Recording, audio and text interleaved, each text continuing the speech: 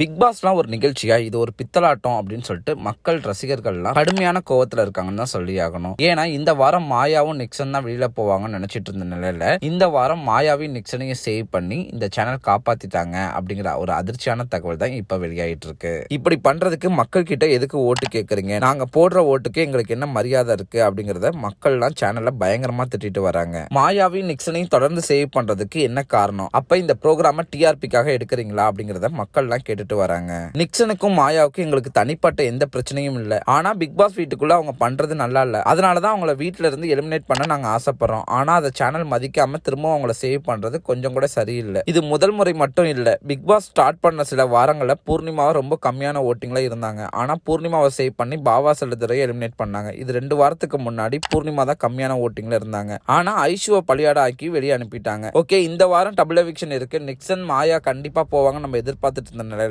ரவீனா போறதா அப்படிங்கறத ஒரு தகவல் வந்து வெளியாயிட்டு இருக்கு. பட் இதை பார்க்கும் போது கண்டிப்பா நாங்க ஓட்டு போடுறது எதுக்கு, நாங்க என்னதான் ஓட்டு போட்டாலும் அவங்க சேவ் ஆயிடுறாங்க, அப்புறம் எதுக்கு நாங்க இந்த நிகழ்ச்சியை பார்க்கணும் அப்படின்னு சொல்லிட்டு ரசிகர்கள்லாம் ரொம்ப கடுமையான கோவத்துல இருக்காங்கன்னு தான் சொல்லி ஆகணும். இப்ப இந்த நிகழ்ச்சியில மாயாவும் நிக்சனும் சேவ் பண்றதை பத்தி என்ன நினைக்கிறீங்க அப்படிங்கறத மறக்காம கமெண்ட்ல சொல்லுங்க. மேலும் இது போல பிக் பாஸ் பத்தி அப்டேட் தெரிஞ்சுக்க நம்ம சேனலை மறக்காம சப்ஸ்கிரைப் பண்ணிக்கோங்க.